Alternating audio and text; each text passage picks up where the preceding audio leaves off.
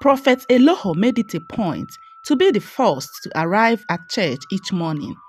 He would unlock the doors and then moved to his office, where he stayed and prepared for the program, before emerging to deliver powerful prophecies and sermons after the congregants had arrived. The miracles performed in his church were enormous and thought-provoking. The people often wondered how he seemed to know a lot about people who came to his church, especially those attending the church for the first time.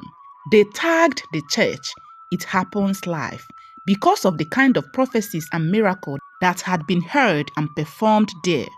It was not long the church came into the city and it began to fill with people from all walks of life. They came for miracles, hope, and answers to the questions that disturbed them. They came because of the prophet's power, a power that saw through every veil. As service began, Prophet Eloho stepped out from his office, and the crowd spirits were lifted as the choir gave them soul-lifting songs. He climbed the podium and began to speak in strange language with authority. As the people prayed, "You," he called out, pointing at a man in the third row. "Your name is Ogeneme, born on the 5th of March 1980, yes?" Ogeneme's mouth opened in shock. "Yes, that's right. You came here with a heavy heart, seeking forgiveness for your sins, didn't you?" the prophet said. Ogeneme's eyes filled with tears. He could barely hold himself together as he looked around astonished. The congregation buzzed. Murmuring in awe, the prophet moved on, calling out names, birthdays, and revealing intimate details of some of the people who attended church that day. The people who came to church for the first time that day left with stories of a man who could see into their souls as they invite more people. The following Sunday, as the crowd gathered in anticipation, a young woman named Ufoma sat nervously at the back of the church. She had heard of the prophet's power and was reluctant to attend the service, but her friend had urged her to come. She sat uncomfortably, hoping she wouldn't be noticed. But as soon as the service commenced, Prophet Eloho found her. He walked slowly towards her. "Ufoma," he called. Ufoma's heart pounded. She hadn't told him her name. "You came here from a place you shouldn't have been, from the house of a wealthy man who gave you 100,000 naira last night. Is this not true?" Ufoma stood still, shocked as the congregation turned to look at her. "Yes, it's true," she said. "The money he gave you was a down payment for a treasure which he had taken away from you. The money he gave you were in 1,000 naira notes. He made 3 holes in one of the notes, and that particular note represented your womb," Prophet Eloho said. He told Ufoma that the ritual the man performed on the money will rob her of her womb, condemning her to barrenness. Ufoma covered her mouth with her hands, terrified. "Bring the money and drop it at the altar," the prophet said. With trembling hands, Ufoma reached into her purse and pulled out a bundle of 1,000 naira notes. She sifted through them, and there it was, a single note with 3 puncture marks, just as he had described. The crowd gasped as Ufoma stumbled to the altar, holding out the cursed notes. Eloho took it from her and placed it on the altar, lifting his hands towards the heavens as he began to pray. "It is well, the curse has been broken," Eloho declared when the prayer was completed. As she turned to her seat, she felt a flood of relief. The congregation erupted in praise, and more people committed to returning, convinced they had witnessed a miracle. News of Prophet Eloho's power spread, and people came from villages and cities, traveling for hours just to experience the miracles for themselves. They spoke of him as if he was a holy man descended from the heavens. The pews were filled with eager faces every Sunday, and the church was never short of new visitors. Some came hoping he would call out their problems, others just wanted to witness the phenomenon. In no time, the singing ministry grew. Young men and women entranced by Prophet Eloho's charisma joined the choir. The ushers multiplied, and the church staff swelled as more beautiful faces filled the sanctuary, drawn to what they thought was the place of holiness. For those who worked closely with the prophet, something didn't quite add up. Although they witnessed endless miracles in the lives of strangers, none of the church workers experienced any breakthroughs of their own. None of the single men or women found spouses, and those seeking children remained barren. Still, they stayed bound, with hope that their own miracle was just around the corner. One Sunday, during a power-packed service, Prophet Eloho called out a woman. "Efemena, your husband, he is not here today, is he?" Efemena stood up. Tears rolled down her cheeks. "No, prophet," she answered. "Your husband threw your things out of the house and asked you to leave, that he is no longer interested in the marriage. But instead of leaving, you came here. Am I right?" "Yes, Papa," Efemena said. "A woman has cast a love spell upon him. She has made him to hate you, to turn away from you and love only her. As I speak to you now, he is at the Romeo and Juliet Hotel with that woman." The congregation gasped, and Efemena nodded, confirming the painful truth. Whispers filled the hall as people exchanged shocked glances. The prophet called some men in the congregation. "Go to the hotel, bring him here." The men left, and within an hour they returned, dragging Efemena's husband and his mistress into the church. The congregation erupted in a mixture of awe and condemnation. "Be free of this spell," Eloho declared, praying over the man. Efemena's husband stumbled forward, his eyes glaring as if he was waking from a long dream. The spell was broken, and the congregation celebrated yet another triumph of the prophet's power.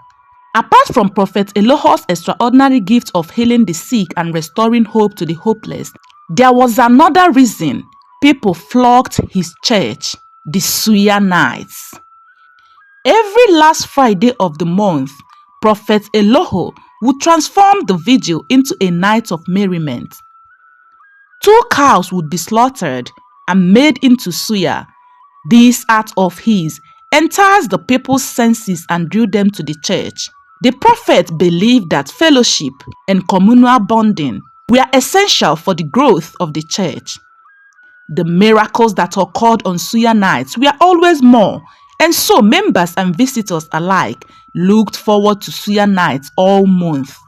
Regardless of the public miracles, Eloho's powers came from a hidden dark source. He got his unholy power from the marine kingdom, and although he appeared as human to the people, in the spirit realm, his half-body was serpentine. He was in every sense an agent of darkness masquerading as a man of light. His half-demonic nature was veiled from those who worshipped him. His human physique concealed the dark entities he served.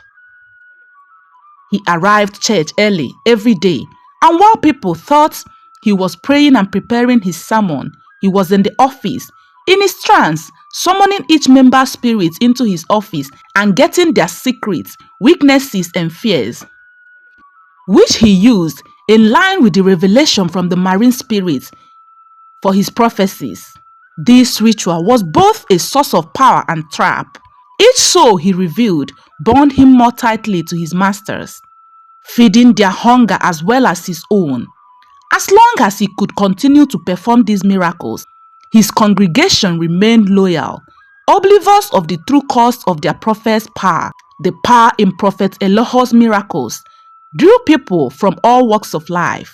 Miracles abounded for visitors and new converts, yet the long-serving church workers remained without blessings, and their sufferings only increased.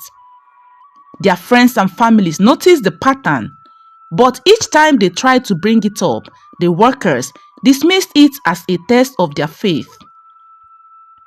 One day, a newcomer whose name was Odafe, a sharp and observant woman, came to visit the church after hearing stories of the prophet's powers. During the service, she marveled at the miracles but noticed the haunted expressions of the young workers in the choir and among the ushers. After service that day, she approached one of the workers, a woman named Ejirogene. Odafe asked Ejirogene why the workers didn't seem to receive the same blessings as the visitors. Ejirogene told her that the prophet told them that their blessing will come. We serve a higher purpose and sacrifice is part of it, she said. Odafe nodded, but a seed of doubt had been planted in her mind. As she left the church, she felt there was a heavy presence that didn't belong in a place of worship. The next Sunday, during service, a newcomer, Odere, sat quietly on the first row. He had been forced to leave his place of apprenticeship by his master for no reason at all. And in desperation, he sought out Prophet Eloho, hoping for a miracle. Prophet Eloho approached Odele and told him that, although his master had forced him to leave, it was done unintentionally.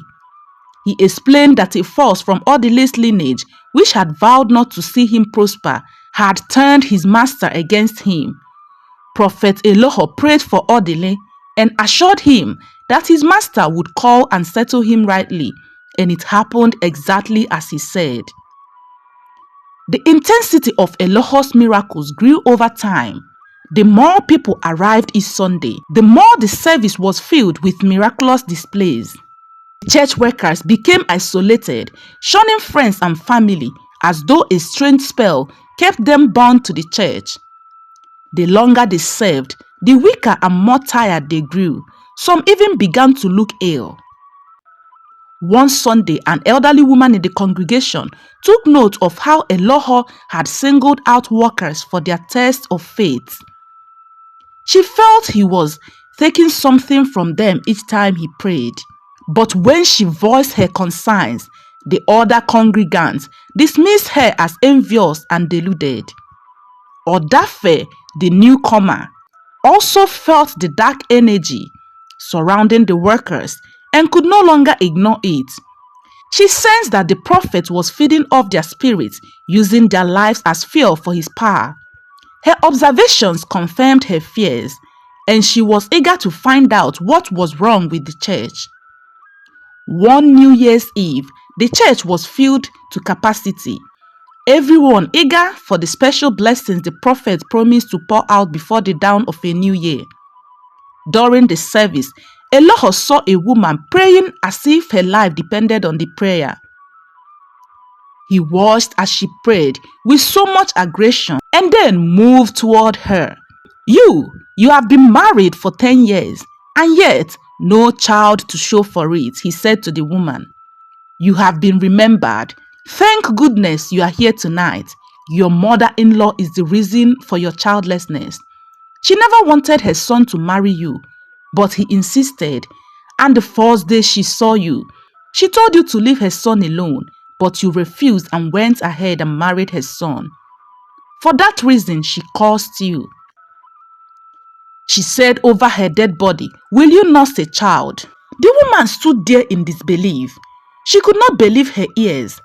The prophet continued, but you see, she will have to die for you to have your babies. Do you want to have your babies? He asked. The woman nodded. Do you mind she dies? Because that's the only way you can have your child. The woman at this point was confused. She does not know what to say. But the congregants' voices echoed as they shouted, let her die, let her die, let her die. The woman finally joined the chorus.